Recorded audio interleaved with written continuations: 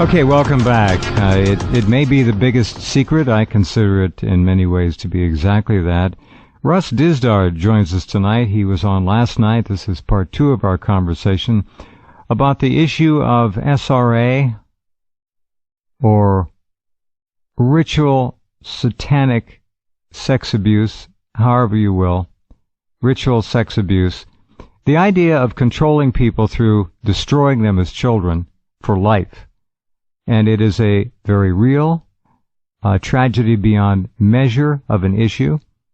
Human lives are the most precious thing we have on this planet, and that any consciousness of any kind, and obviously a very evil one, could take a human life, a little boy or a little girl, at the age of 5 or 6, and break that child down into multiple fragments, reassemble the child, control the child for life, literally in many cases program that child to commit suicide, so there's no evidence around, no one to talk. But before that happens, in many cases, jobs are assigned to these young people, tasks, whether it be to serve as human flesh in the human slave trade market, a human assassin, a shooter. It doesn't matter. There are many. There is evil on this planet that is immeasurable, not understandable to most people, and perhaps extends far beyond the realms that most people think of as what we call reality. Russ has been studying this and working with people who have been afflicted, damaged, and ruined by this on both ends for a long time, both the victim and the perpetrator. The perpetrator, of course, in most cases has no idea that he or she is being used, never will, never does, and is often a very conflicted person, someone who cannot maintain an equilibrium, a happy lifestyle, who is so desperately wounded as a youngster they seek abject control of those around them. Insecurity, paranoia, anxiety, jealousy, you name it, all part and parcel of being tragically violated to the core and beyond as a child. Yes, RSA, ritual satanic abuse, occurs at other ages in life, but it's the loss of a child's innocence that angers me more than anything else. Anything. Being a child is the most precious, wonderful thing that we as a species have. And we as a species are failing or have failed in our responsibility to guard and protect and nurture that. I don't see us getting it back. Not in the time we have left. Perhaps someday. But Russ may have other things to say about that. Welcome back, Russ, and thank you for being here. Jeff, it's great to be here with you again. Thanks for having me on and dealing with this. I'm glad that it's being exposed more and more.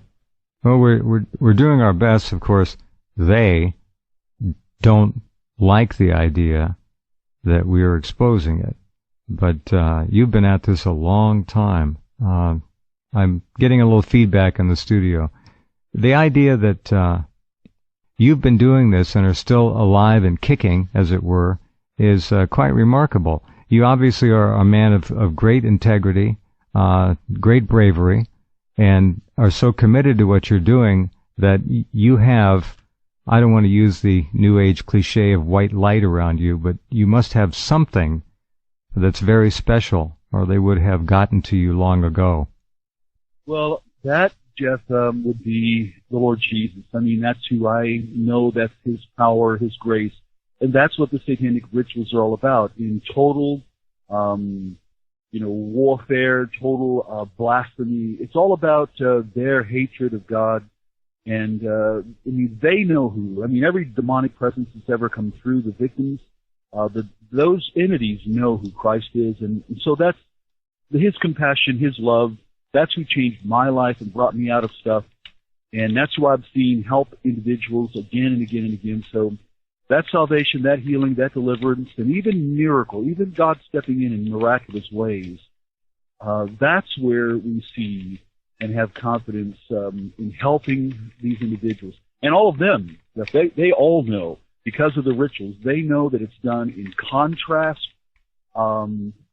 against the rituals themselves are designed against Christ. And so that's where we stand in our position. The bad guys need to be, as you're doing tonight, they need to be more and more going to echo the fact that what you're allowing tonight, they have been wanting to hear, and now they're being able to say, you know what, this is what it sounds like, what I saw in the psych ward, what I saw in the prison, what I saw in the crime, what we've heard about. Now we know more than ever it's absolutely true.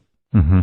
Next question, which I didn't get to last night, and I wanted to spend a little bit more time on, is the number of people who are under the control of the cult is quite large. No one knows how large. But before we ask you to even take a stab at that, how widespread is the cult? I call it the cult. I don't know what you call it, but it is the satanic ritual sexual abuse, the demonic Luciferian blacker than black element that is on this planet. I have studied it on a limited basis for quite a long time, more recently, more intensely, but it seems to be virtually from the top on down, as we discussed briefly last night. Is that accurate? Oh, absolutely. It's multi-continental, multinational. It's designed to be that way because of the future. So from the very high elites, political, military, economic, in media, all the places where control would be, they're going to have to be there. But it does kind of trickle down to where this is, where the powers are needed, where the servants are needed, where the money is needed, where eventually those vessels will be used to help crash it all so that those above them can take the power. So people have called it shadow government, Illuminati, ancient brotherhood. And it goes, again, all the way down to your hometown, folks. And in your hometown, the very pillars of your community may well be members of this cult. They have judges, sheriffs, police, psychiatrists, psychologists, doctors, pastors, ministers, coaches, teachers. It doesn't matter what your avocation or vocation may be. You easily could be and can be a member of this cult. There are no exclusions. It's all potentially out there. It's right. It's vast, and that's why if folks that are working with victims think in this term, if they're a victim, if they're working with a victim, then that victim has behind them a web of other victims that they've been raised with. It's all the same. They've had other victims, and then from there they have the perpetrators. So all the victims know that they have many other victims around them, and then secondly, the perpetrators that have done the crimes and have done the stuff. Mm-hmm. Those are the ones highly connected.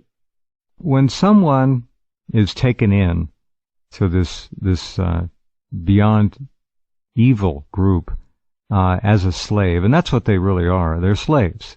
They don't know it. They never figure it out unless somehow, some way, they become extremely fortunate and are able to be reprogrammed or deprogrammed to be away from it. It's like being a member of the mob, the mafia. You don't get out. Or the CIA. You're not allowed to, they don't let you retire. You're in. And you don't know it, but you're in. And to find that out is, I don't know how rare that is, but I can't imagine it's too common, is it, for an individual who has been compromised to realize that they are? Well, that's why there's victims that have come out. The ones that have gone to the psych wards and counseling centers, they are the ones that the programming begins to break down, intervention in some level, they're crying out to God somehow, and they're the ones that are beginning to break out. But they need a specific kind of help. Uh-huh. Now, the handlers are different. For them, they know that to tell is death. I think they are more controlled than even the victims they seek to control. Interesting. The handlers. Well, that makes sense. They're under a sentence of death, and they are obviously much more instantly accessible than someone who's buried under 20, 40, or 50 personalities. Very interesting. All right, stand by if you would. We'll come right back with Russ in just a minute. Okay, and we're back with Russ Dizdar. The website is shatterthedarkness.net. Very simple, but profound. Shatterthedarkness.net. Now, Russ, when someone is a victim of the cult, taken in at a young age and broken down into pieces and then reassembled, they often live lives of quiet and not so quiet desperation and misery. They suffer. They often take things out on those around them. They seem, in many cases, and I've read about this, to be loners. They don't fit in as well as they might. They're struggling always to find themselves, and how can they not? And yet, in almost every case, they deny the very idea, the potential, that they might be controlled in some fashion. They just can't intellectually bridge that. They're not allowed to. That's part of the programming, I would assume. But you've been at this 30 years. I haven't. Yeah, they don't. They have no idea. And that's, even tell some that are coming out that, this might be a possibility. For some, it's bizarre to them. They're like, there's complete denial. And of course, that's, again, think in terms of post-hypnotic suggestion. When a hypnotist suggests to somebody they've already done things with, you won't remember, you won't think about this, things like that. But this is deeper. This is much deeper because you have clear-cut, permanent splits. They're down with code. And then they have denial personalities. And this is weird how this works, Jeff. The denial personality that's aware of anybody trying to get in will even throw up thoughts. There's big objection on the inside of them that any of this could be true. So unless they begin to see it and hear it and have some of the major breaking down, it's very hard to convince them, hey, this is true. The denial can be ferocious, violent, verbally violent, physically violent. It can be profound. They just can't go there because they're not supposed to.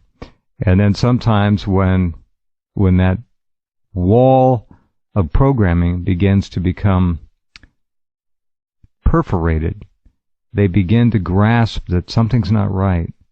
I don't know how many get out of it or how many are actually able to be liberated from it. Is this something that certainly they have to ask for help, and then they have to be lucky enough to find someone who has the ability and who is not, in fact, a member of the cult, him or herself, to help them. That's the game. They've got the whole damn game rigged, these people.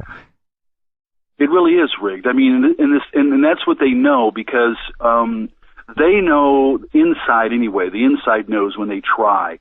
They have, Jeff, inside informants that will call the handlers to say, hey, she's talked to so-and-so today. Hey, she went to a counselor today. Here's what they're doing. Here's where they're going.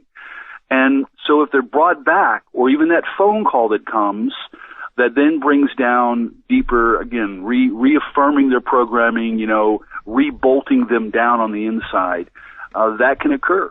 We had the officer that recruited me, and so we're dealing with this officer for about a year, talking to subparts. Subparts are taking us to ritual sites and places and showing us things. I show up one day at the department. The officer gets out of the car and says, "Who the blank are you?"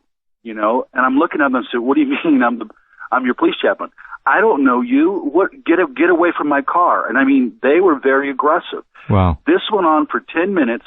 And I'm saying, listen, you recruited me. You brought me here. There's another pastor that was with me, a chaplain, and he's standing there looking like, what is this? And so it took a while when I kept throwing in conversation and saying, then I started saying things like, where did you come from? How long have you been around? And I'm asking them to think through how long they've been there. And all of a sudden you can see they're thinking, realizing they have no history. Somebody just called them up, and they were just up the last day or so, and they were only there to deny me, deny things, not allow us to work with them any longer. And it took a little bit of engagement to break through that and then see the actual person come back up and begin to talk. Some of them say there are always recognizable hallmarks if one has been taken in and one is programmed. Missing time, other things like that.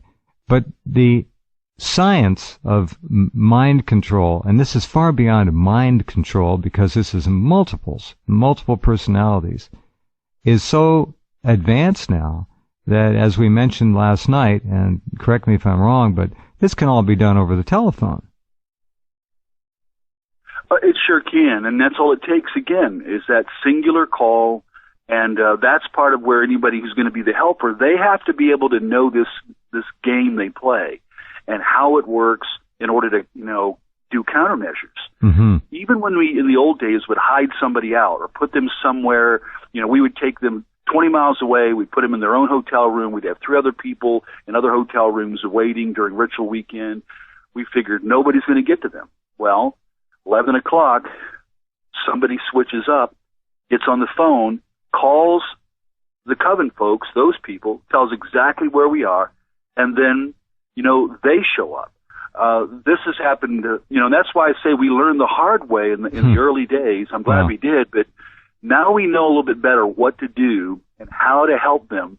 If they're beginning to break down, if we can help them, or they get kind of bolted back down and kind of, redone and pulled away or punished, the punishment is vile. The punishment is horrific. And they fear that. They really do. All right. In your work, again, I mentioned children and childhood. The little children who are broken down and destroyed and then put back together again to be quasi-functional so they can progress through the so-called education system, do they show signs and symptoms?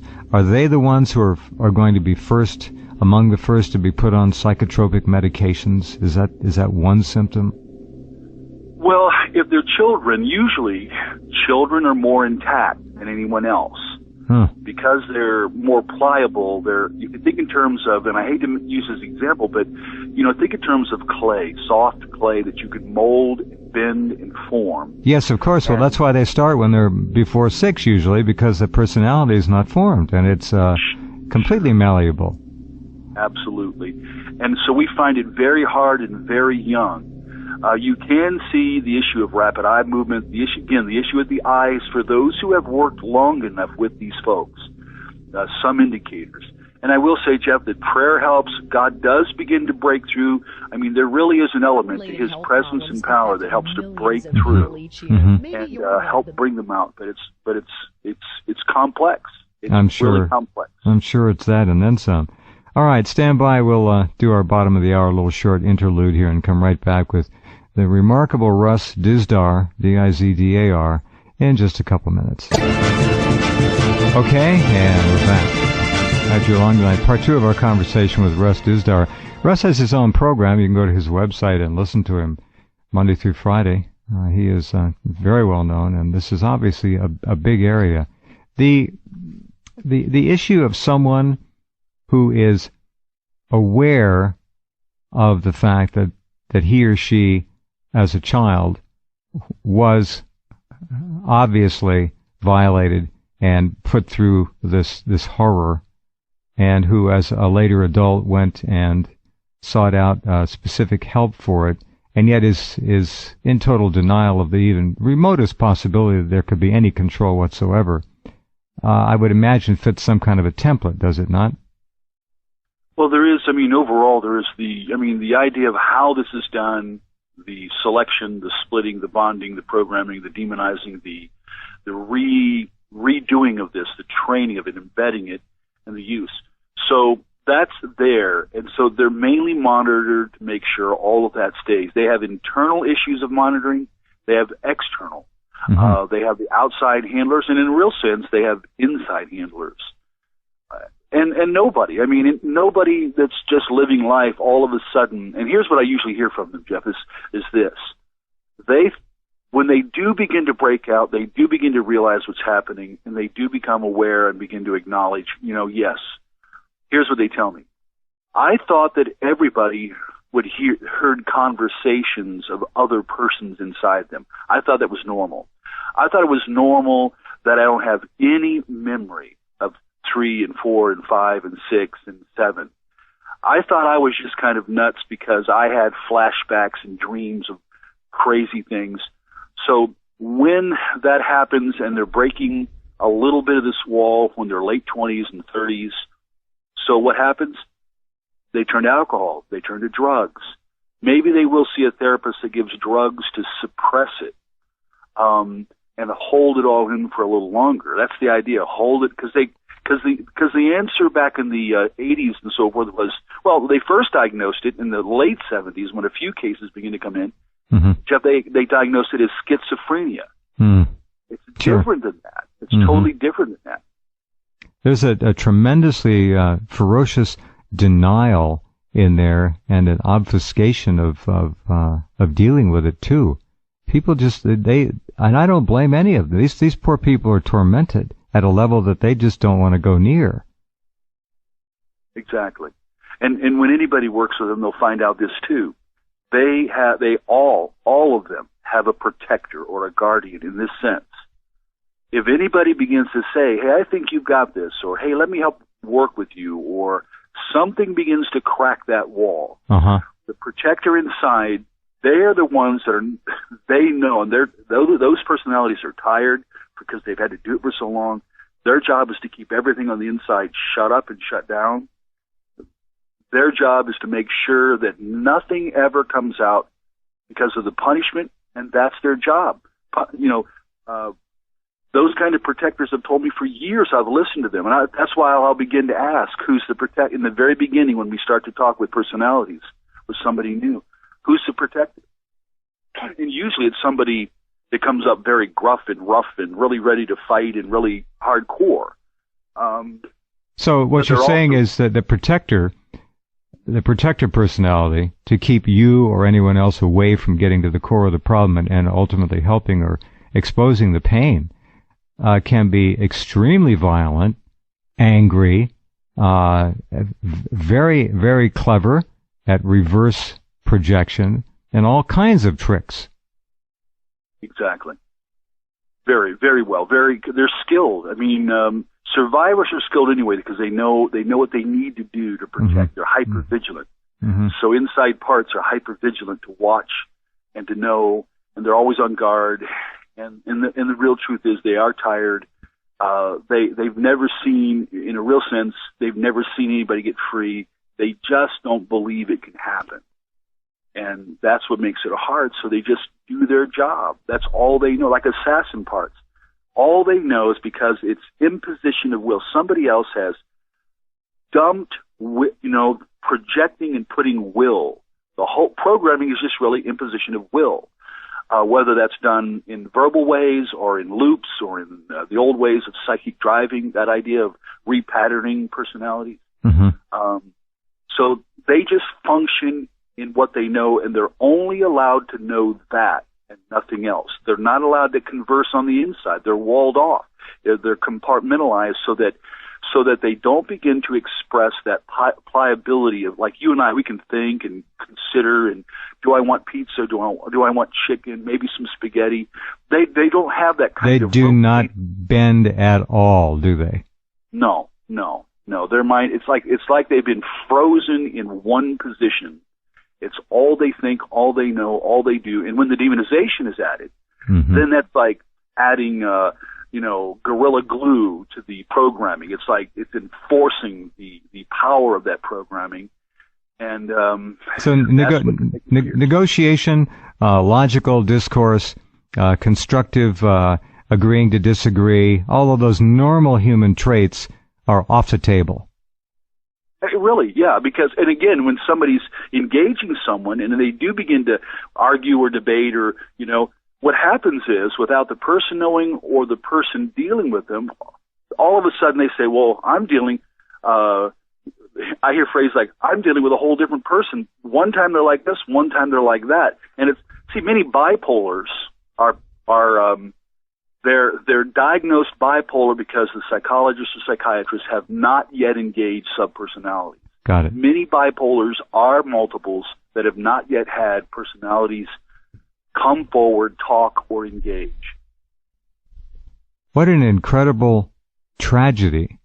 These people go through life unable, barred from, ill-equipped, unequipped, completely kept away from normalcy, happiness, the normal give and take of a relationship. It just doesn't work. They don't have that ability. It's barred from them. They're kept from it. Right. And they've been stolen from physically, mentally, sexually, spiritually.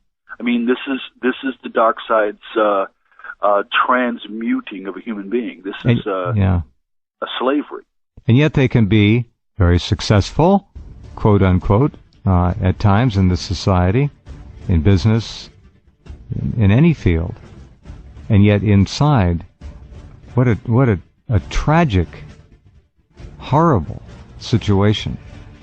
To even comprehend is not easy, or to try to. We'll be back with Russ in just a minute. Russ Dizdar, D-I-Z-D-A-R, an extraordinary life he is leading and trying to literally save souls, as it were. This is a very big issue. We're talking about the cult. It is international. It is worldwide. It is a form of evil expressed through humankind that is destroying countless lives. If someone is involved with someone who is a member, I know a woman, for example, who married a pillar of the community and had no idea. You just don't know. There's no way to tell until you've spent time with someone, and even then it becomes difficult. And again, as you've said, when you begin to try to broach the subject of, well, you told me that when you were a kid, this and this happened to you, and later on you were treated for this and this. You bring that up, and you are viciously attacked. Or there is blanket flat denial. You don't have much left to do. You don't have many options unless the programming begins to break down and that person says, I want the hell out of here, and somehow, some way can shake the handler and the internal protector personality. That's a long shot, though, isn't it, Russ? That's not easy. Yeah, it's not, unless there is some kind of intervention. It's not, and that's how it's designed. It's designed never to be cracked into from the outside. It's designed not to break down. I mean, their system isn't perfect, but that's the way it's designed. And so many individuals we worked with, the spouse, we had a federal officer. It's his wife. We're dealing with her. But now, as we're dealing with their personalities are coming out left and right. They're leaving the house in the middle of the night. Phone calls are coming. All kinds of bizarre things are occurring.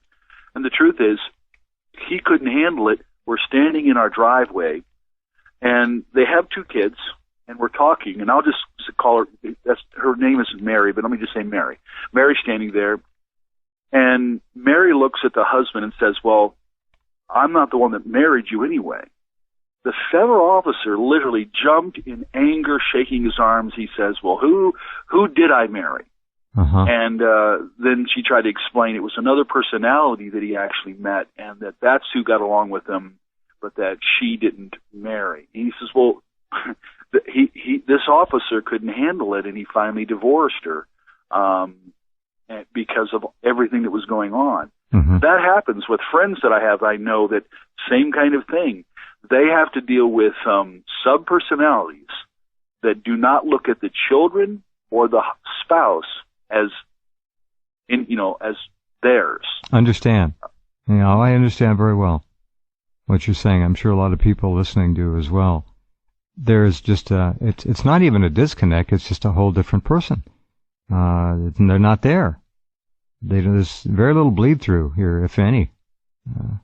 Just doesn't happen. If we think in terms of a family, inside, like I would come to a house, I married, my wife.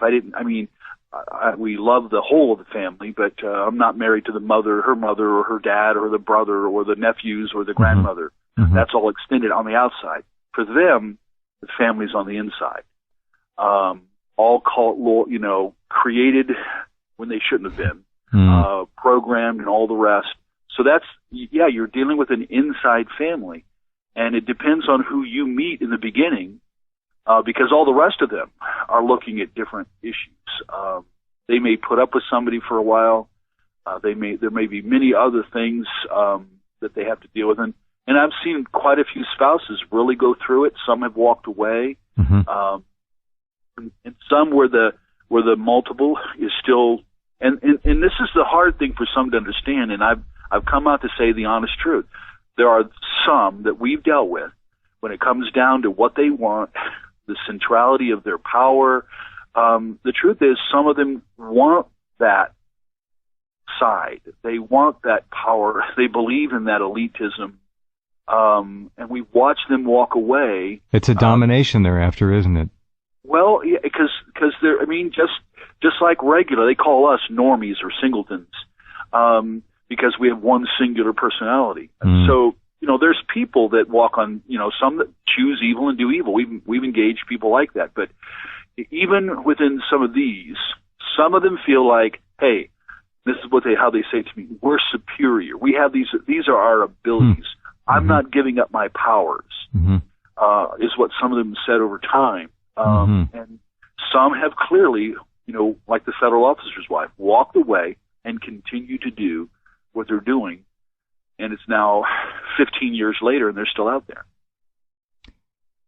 The idea of what we used to call mood swings, or near instant changes in demeanor, attitude, voice quality. I've heard these things. They're real. They are astonishing to see. Of course, if the individuals are confronted, they say, "Oh, just changing moods. That's all." But not when you have a different voice inflection, different speech sounds. It becomes bizarre, and the face actually changes too in these people. I understand. And we've seen this, hundreds of times, because we've dealt with probably 300 or more individuals, but in one individual, we may end up dealing with 20 other personalities, and each one being different when they do come up, and it takes time. And when they go through the healing process, it's, sometimes one by one, sometimes a group of them, but that's true. The color of the eyes, the way the eyes, one personality might need to wear glasses, the other doesn't. One personality may smoke a cigarette, the other can't stand it. One is right-handed, one is left-handed. And the changes are much less than that too, aren't they? I'm talking also about facial musculature changes. Not just, I'm frowning. There's a different configuration. The eyes become bigger, perhaps. They take on a much different look. It is a very imponderably frightening and bizarre thing, and you deal with this all the time. That amazes me. And if you ask a sub-person, draw a picture of yourself real quick for me. It will not look like the person you're looking at. The way they see themselves in the mirror, the way they perceive themselves, and I'll say Mary's the main center person, but I'm talking to little Jody, and I say, Jody, draw me a picture of what you look like. Jody looks like she's 14, stringy hair, a little dress, a teddy bear in her hand. But the 38-year-old woman is totally different. It's Johnny. And they see. It's really bizarre, Jeff. It really, even to this day, it's really bizarre. And they don't necessarily present themselves that quickly or that rapidly. You might see a primary personality for days, but then all of a sudden you might go through 3 or 4 in a few minutes. Right. Different situations. You have some that have fighters inside, and if something comes up, guess who comes up? The fighter. There are some, and this is, again, another story, ex-officer, police officer, now a pastor. He's there with us. We're working with a girl here in Cuyahoga Falls. Her little daughter's there. She's 3. We're doing all we can to help her, and we want to get out. We're helping her. Well, sub-person, when this chaplain's trying to talk to her and help her, all of a sudden leans back, does a perfect roundhouse kick, and clocks him in the head. This girl. Wow. Expert martial art move. that just clocks them in the head. And so you got to remember on the inside, for the sake of protection, cult loyalty, that nobody gets harmed, or worrying whether you're one of the cult members playing games, they're hyper vigilant. They don't know who to trust, and but inside they really are smart. They're not crazy, unless the front person just knows that things are breaking down. They think, I'm crazy. No, something happened to you, and here, we can find the explanation, and here's what it is, and here's what we're going to have to do to help. Very smart on the inside, as you said. I've sat down and talked to personalities that are nurses, some that know quantum physics and talk about time travel, and they're extremely smart. Other personalities that are extremely versed in occult literature. Others that could know politics. It's an array on the inside. Well, you mentioned the fighter. If one meets someone with a prominent altar that is a fighter, that is going to be the basic MO of doing the business of human intellectual conversational commerce. They want to fight all the time. And if you say anything that isn't yes, sir, or no, sir, or yes, ma'am, or no, ma'am, the fighter appears. It's quite daunting. Their internal sense too is that punishment is a good thing, that it's obedience to the coven, to the cult, to the order. And they like to do, excuse me, but do they also not feel it is their right and almost duty to dish out punishment to people they feel, by their terms, whichever altar is there, is misacting somehow or misbehaving? That's how they lived. That's how they would, that's their world, and that's their world inside and among the coven. And so when that begins to happen, to the regular normal world, they come out. That's what they believe. This is how it should work, and they see that it doesn't always work that way. But so punishment is part of the MO for these people. And they, again, don't need to, they don't attend monthly coven meetings. They don't have to. These people can be literally, physically left alone for apparently long, long periods of time and still quite easily controlled. Is that fair? That's correct. Absolutely. Wow. Russ, I'd like to conclude part 3 tomorrow night if you're available. I want to talk about this on a larger scale, or soon thereafter, so let me know what's convenient for you. Absolutely. Thank you, Jeff. Appreciate it. Thank you for being here again and for sharing all this. It's just an almost indescribable situation on this planet, but it's real. Thank you, Russ. Absolutely. Thank you, Jeff. Good night. Night. Okay, there we go. Part 2 of our 3-part conversation with satanic ritual abuse and multiple personality expert, 30 years, Russ Dizdar. All right, we'll be back tomorrow. Take care.